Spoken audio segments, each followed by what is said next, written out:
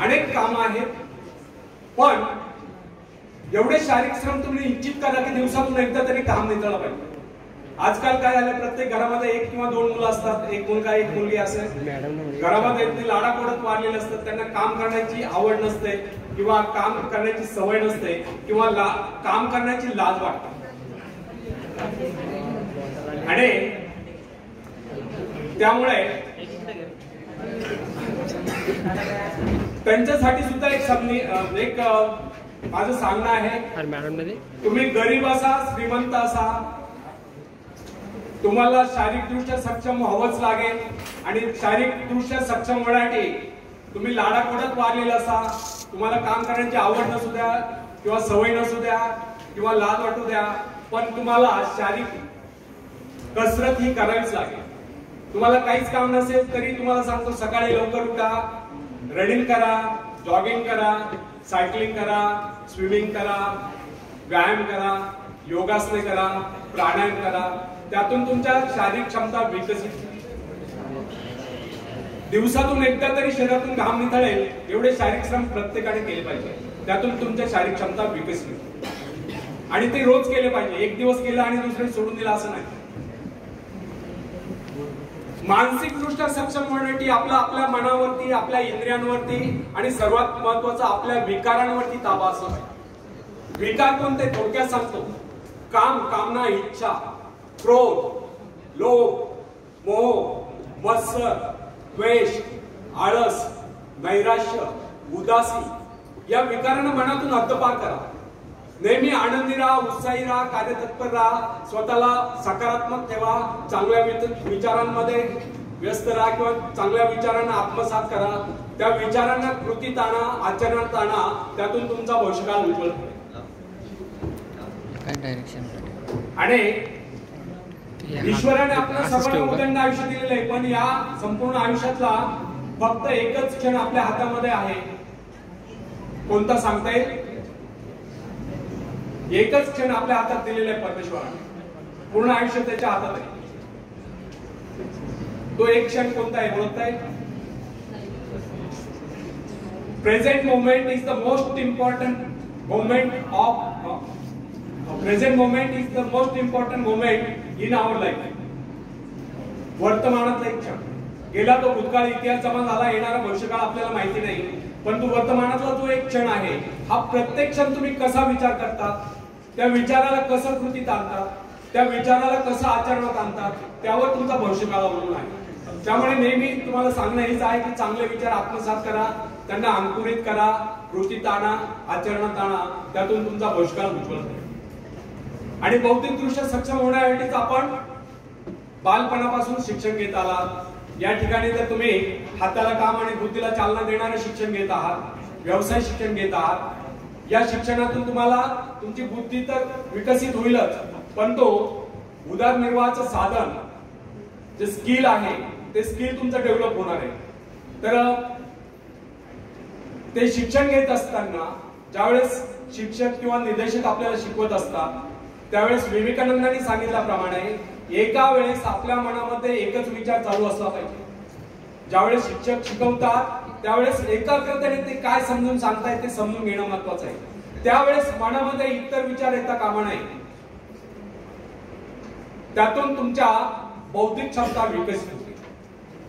आणि कौशल्य विकसित करण्यासाठी सुद्धा ज्यावेळेस प्रॅक्टिकल वर्कशॉप मध्ये प्रॅक्टिकल करत असताना त्या ठिकाणी निर्देशन किंवा सूचना देतात ते नीट समजून घेणं गरजेचं आहे. त्या सूचनांचं पालन करणं गरजेचं आहे. तुम्हाला हे पण सांगतो की आपले आई वडील, गुरुजन हे आपल्यावर रागवतात, प्रसंगी फटकारतात, मार देतात, त्याचं वाईट वाटून घेऊ नका.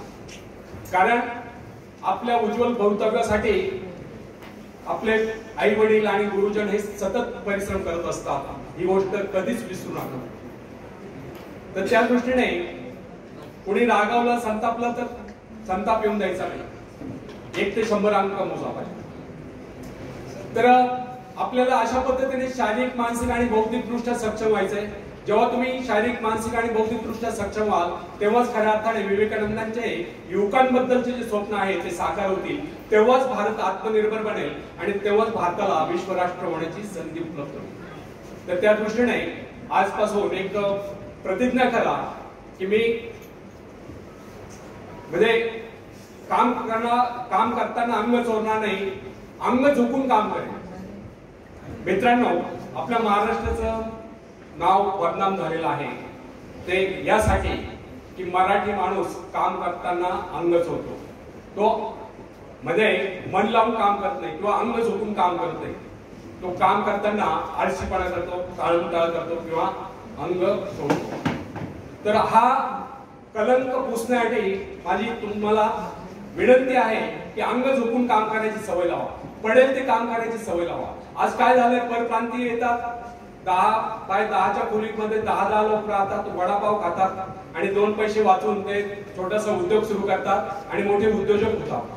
आणि त्यांच्या उद्योगामध्ये आम्ही लोक मराठी माणूस काय एक तर वॉचमन म्हणून जातो, नाही तर वर्कर म्हणून जातो. तर हा कलंक पुसले गेला पाहिजे. तुम्ही एक व्हिडिओ व्हायरल झालाय, जुगाडू म्हणून एक मालेगावचा एक मुलगा आहे, फक्त 12वी झालेला मुलगा आहे. त्याला स्टार्टअपची म्हणजे स्टार्टअप साठी त्याला निवड झाली. छोटे छोटे म्हणजे शेतकऱ्यांसाठी जे छोटे छोटे अवजार, जो सामान्य गरीब शेतकरी ते मोठे ट्रॅक्टर वगैरे घेऊ शकत नाही, पण तो याने असे जुगाड बनवलं की छोटे छोटे उपकरण त्यांनी तयार केले. म्हणजे निंदणीचं असो, खुरपणीचं असो किंवा पेरणीचं असो, छोटे छोटे उपकरण की तो साधारण शेतकरी ते सहज म्हणजे 5-6 हजारापर्यंत खरेदी करू शकतो. तर त्याला स्टार्टअप म्हणजे त्याला मान्यता मिळाली आणि तो आता मित्रांना घेऊन ते स्वतःचं प्रोडक्शन सुरू करतोय. तसं तुमच्यामध्ये पण उद्योजकता विकसित झाली पाहिजे. त्या दृष्टीने तुम्ही आजकाल गुगलवरती खूप चांगल्या गोष्टी शिकायला मिळतात, पण ते तुम्ही मोबाईलचा मिसयूज करू नका, मोबाईलचा चांगला उपयोग करा. विवेकानंदांचे विचार सुद्धा त्याच्यामध्ये मोबाईलमध्ये युट्यूब मध्ये तुम्हाला ऐकायला मिळतील. त्यातून प्रेरणा घ्या आणि बदलत्या काळाबरोबर बदलायला शिका. येणाऱ्या काळाबरोबर जर तुम्हाला पुढे जायचं असेल तर मोबाईलचा मिसयूज थांबवा, चांगला उपयोग करा. ठीक आहे, आपण परत आता मूळ विषयाकडे येऊ.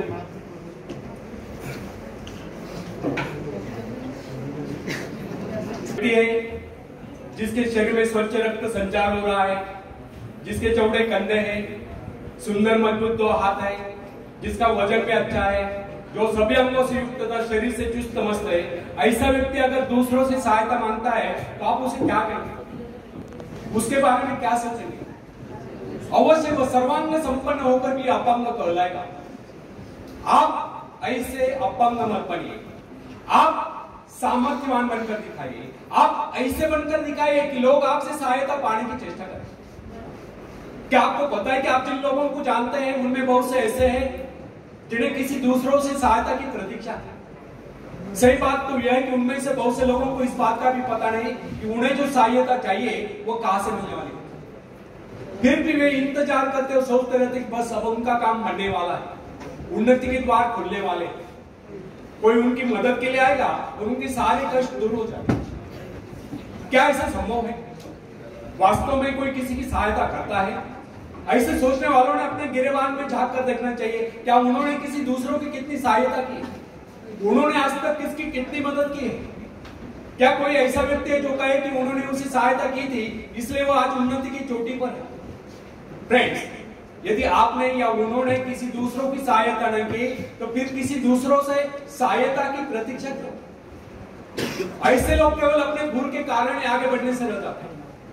हर इंसान को चाहिए कि वह केवल अपने सहारे आगे बढ़े, लौटने के रास्ते से मुंह फेर कर बिना किसी के सहारे आगे बढ़ता चाहिए. आत्मनिर्भरता से तो मनुष्य की शक्तियां विराट रूप धारण करके प्रकट होती है. आत्मविश्वास इस सफलता की नींव है. इसी आत्मविश्वास के सहारे हम दूसरों की सहायता करने में सफल हो सकते हैं. फ्रेंड्स, आखिरी 3 स्टूडेंट्स मोबाइल बात में देखो प्लीज. मेरी बॉडी लैंग्वेज पे ध्यान करो, उधर मत देखो प्लीज. मेरी बॉडी लैंग्वेज बोलती है, सिर्फ सुनने से नहीं होता, बॉडी लैंग्वेज देखो. एक बहुत बड़े प्रबंधक का, एडमिनिस्ट्रेटर का कहना है मैं अपने बेटे को ऐसी कंपनी में नियुक्त करना चाहता हूं जहां उसे कठिनाइयों का सामना करना पड़े, क्योंकि इससे उसकी सहन शक्ति और कुशलता विकसित होगी। यदि मैं उसे अपनी कंपनी में रखूंगा तो वो मेरे भरोसे बैठा रहेगा, हर निर्णय के लिए वो मेरा मुंह ताकता रहेगा और उसमें ठहरे हुए पानी की तरह सड़ान उत्पन्न होगी। आप सभी जानते हैं ठहरे हुए पानी पर मच्छर गुनगुनाते हैं, तो बहते हुए पानी पर राजहंस तैरते हैं। कितने सुंदर विचार थे उस व्यक्ति। अगर हम माँ बाप अपने पुत्र या पौत्री के लिए इस प्रकार के उच्च विचार रखते हैं तो वे अवश्य उनके भाग्य विधाता बन जाएंगे। जो माँ बाप अपने बेटों या बेटियों को अधिक लाड प्यार से बिगाड़ देते हैं कि बच्चा जब चाहे स्कूल जाए, जब चाहे छुट्टी कर ले, जब चाहे कॉलेज जाए, जब चाहे छुट्टी कर ले, जब चाहे काम पर जाए, जब चाहे छुट्टी कर ले, तो ऐसे बच्चे भविष्य में कुछ नहीं कर पाते। उनका तो भविष्य नष्ट होता है। अपनी शक्ति पर स्वयं ही भरोसा करना पड़ता है। अपने कार्य स्वयं करने वाले सफल होते हैं। इसी से मानव के चरित्र का निर्माण होता है। जिन बच्चों को यह पता हो जाता है कि वे अपने माँ बाप के सहारे जीवित रह सकते हैं, वे अपने बल पर कोई भी कार्य समर्थ होकर भी कर नहीं पाते, वे वैसी कोशिश भी नहीं करते। जबकि उन्हें समझना चाहिए कि माँ बाप तो सदा के लिए उनका आश्रयदाता नहीं बन पाएंगे।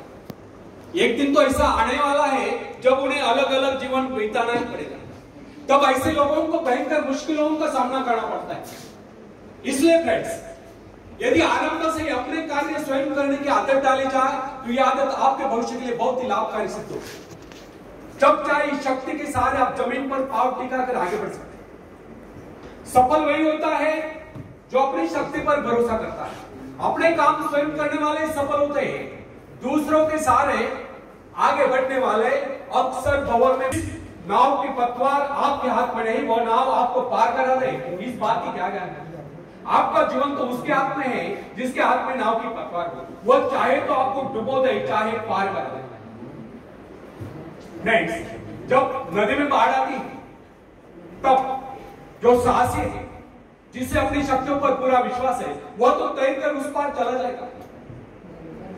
लेकिन जो डरपोक और कायर है, वो तो बीच मझधार में डूबकर अपनी जान दे देगा। सहायता पाना और सहायता की प्रतीक्षा करना दोनों ही बातें प्रगति की राह में बाधा है। अतः हर युवक या युवती के लिए आवश्यक है कि शुरू से ही अपने काम स्वयं करने की आदत डालें।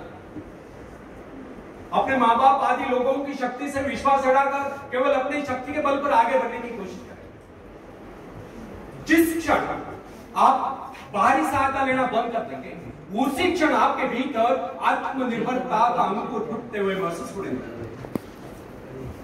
स्वयं कार्य करते समय यदि आप असफल भी हो जाते हैं तो बिना उस असफलता को घबराए तुरंत उस कमी की खोज कीजिए जिसके कारण आपको असफलता मिली, और जैसे आप उस कमी को खोज निकाले तुरंत उसे दूर करने के प्रयास में जुट जाइए। आपका वास्तविक आदर तभी होगा जब आप एक सफल व्यक्ति के रूप में दुनिया के सामने आओगे। मगर यदि आप एक व्यक्ति के बाद दूसरे व्यक्ति के आगे हाथ फैलाना शुरू कर देंगे तो लोग आपको ममता या भिखारी कहेंगे। अतः आपने प्रण कर ले कि आपको केवल अपने भरोसे जीना है, ना कि किसी की दया पर। बाहरी सहायता मनुष्य की काम करने की गति को मंद करके शरीर में सुस्ती ला देती है। आप ऐसे लोगों से मैत्री कीजिए जो आपको जीवन में आगे बढ़ने की प्रेरणा दें। कुछ लोग एक बाजू या एक पाव वाले होते हैं, फिर भी वे अपनी लगन और अपनी मेहनत से अपनी जीविका चलाते हैं। फिर तो आपको हट्टे कट्टे फिर आगे बढ़ने की कोशिश आप क्यों नहीं कर सकते? मैं एक ऐसे व्यक्ति को जानता हूं जिसका एक पैर किसी रेल दुर्घटना में कट गया था। उसने कभी किसी से भिक्षा नहीं, किसी से दान लेना गवारा नहीं किया। यहां तक कि अपने बहन भाई का भी उसने कभी सहारा नहीं लिया। उसने एक छोटा सा धंधा फुटपाथ पर आरंभ किया। शुरू में वह न्यूज़पेपर बेचने लगा। 2 पैसे बचाकर उसने वजन तौलने की मशीन खरीद ली। उस पर अपना पेट पालने लगा। आज वही व्यक्ति उसी फुटपाथ के किनारे एक बहुमंजिला बिल्डिंग में न्यूज़पेपर स्टॉल लगाकर बैठा है। साथ में जेरोक्स सेंटर भी खोल रखा है। सुना है आजकल वो मोबाइल शॉपिंग भी चला रहा है। वो स्वाभिमानी था। किससे मदद लेना वो अपना अपमान समझता था। आज वही व्यक्ति उन लोगों को जिनके हाथ पैर सलामत है, ऐसे परिवारजनों को खिलाता पिलाता है। उनकी हर प्रकार की सहायता और मदद करता है, तो इसमें किसी को हैरत न हो। आज वह दूसरों की सहायता करने योग्य हो चुका है। वह उन लोगों के लिए प्रेरणा स्थान है जो सर्वांग संपन्न होकर भी दूसरों से सहायता पाने की आशा करते हैं। फ्रेंड्स, मैं केवल उस विकलांग की बात नहीं करता जिसे मैं जानता हूं। इस संसार में ऐसे बहुत से विकलांग लोग हैं जो अपनी हिम्मत से खुद भी खा रहे हैं और अपने परिवार को भी पाल रहे हैं। ऐसे स्वाभिमानी, मेहनती, आत्मविश्वासी और साहसी लोगों को अपनी जीविका चलाते देखकर हमें स्वयं के विषय में सोचना चाहिए कि क्या हम पूर्णतः स्वस्थ हैं, साथ ही सभी अंगों से युक्त तथा शरीर से चुस्त मस्त होकर भी क्या हम अपने आप को समर्थ समझने का अधिकार रखते हैं? यदि हां, तो फिर किसी दूसरों से सहायता की प्रतीक्षा क्यों? कोई भी स्वस्थ तथा सर्वांग संपन्न व्यक्ति तब तक अपने आप को समर्थ समझने का अधिकार नहीं रख सकता जब तक वह समझता है कि वह किसी के अधीन है। वास्तविक स्वतंत्रता एक ऐसा उपाय है जिससे मनुष्य की शक्ति दोगुनी हो जाती है। इस प्रकार की भावना अन्य किसी प्रकार से प्राप्त नहीं होती। जब कोई युवक या युवती अपने हिम्मत के सहारे किसी व्यापार में उतरता है तो उसके मन में एक श्रेष्ठ भावना अवश्य उत्पन्न होती है। यही भावना उसे प्रसन्नता प्रदान करती है। इससे पहले किसी के अधीन न कर, चाहे वह कितना ही बड़ा कारोबार क्यों न कर चुका, परंतु उसे स्वतंत्रता से अपने आत्मविश्वास के सहारे साहस के साथ काम करने में एक नए आनंद का एहसास होता है। फ्रेंड्स, जब सागर शांत हो तो जहाज के चालक को अधिक होशियारी से जहाज चलाने की आवश्यकता नहीं पड़ती। लेकिन जैसे ही तूफान आता है, जहाज डूबने का खतरा पैदा होता है, तब यही चालक या कप्तान अधिक सावधानी बरतने लगता है। जब जहाज में सवार सभी लोग घबरा रहे होते हैं, तब यही कप्तान मुस्कुराता हुआ अपनी संपूर्ण योग्यता को काम में लाता हुआ जहाज को डूबने के संकट से बचाकर सही सलामत ले जाता है। वास्तविक ऐसी योग्यता की परीक्षा दुख और संकट के समय में होती है। जब कोई इंसान थोड़ी पूंजी लगाकर अपने व्यापार का विस्तार करता है तो उसे वर्षों तक कठोर परिश्रम करने पड़ते हैं। इस परिश्रम से वह कुछ कमाने युक्त होता है। यह परिश्रम ही उसके विजय का प्रतीक होते हैं। अपने ग्राहकों को शब्द जाल में फंसाकर वो अपने व्यापार को बढ़ाता है और एक दिन सफल व्यापारी बन जाता है। बाद में छोटे मोटे कारोबारी संकट उसका कुछ नहीं बिगाड़ पाते। जो लोग इससे पहले उसे कम पूंजी वाला समझकर उसका मजाक उड़ा करते थे, आज वही लोग उसकी सफलता की प्रशंसा करते नजर आते हैं। इसे कहते हैं अपने हाथों अपने भाग्य का निर्माण, आत्मशक्ति का चमत्कार। फ्रेंड्स, जिसके पास धन की शक्ति हो उसे शिक्षा प्राप्त करके या विद्या प्राप्त करके आत्मविकास करने का अवसर कहां है?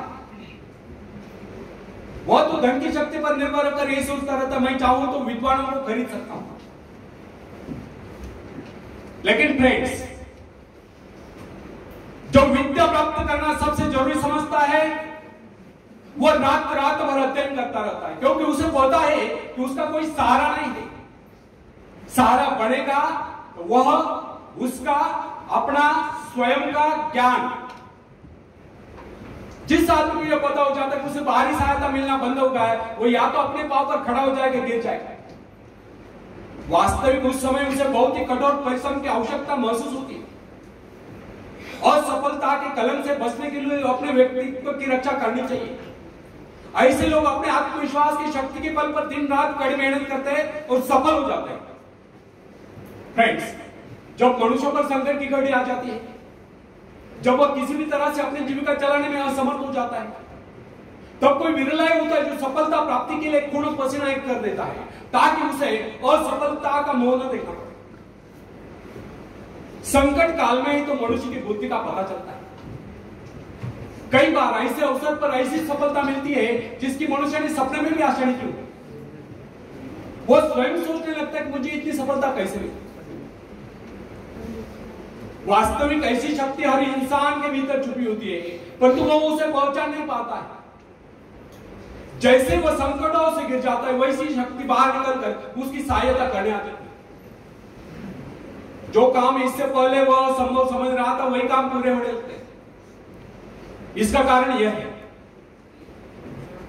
जब मनुष्य का जीवन चारों खतरों से गिर जाता है, तब उससे बाहर निकलने के लिए वो हाथ पैर मारना शुरू कर देता है, और इस संघर्ष से उसकी बुद्धि तेज हो जाती है, उसमें एक प्राकृतिक नैसर्गिक शक्ति आ जाती है।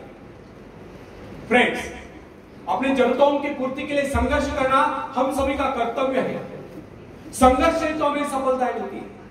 जिनमें संघर्ष करने की इच्छाएं न हो वो तो असभ्य। उनके परिवार जन अभावग्रस्त होकर भूखे मरते रहे, परंतु उन्होंने अपने उद्देश्य को प्राप्त करके चैन की सांस ली। जब उन्हें सफलताएं प्राप्त हुई तो लोगों को उनके आविष्कार की शोध बहुत बड़े आश्चर्य से प्रेरित हुई।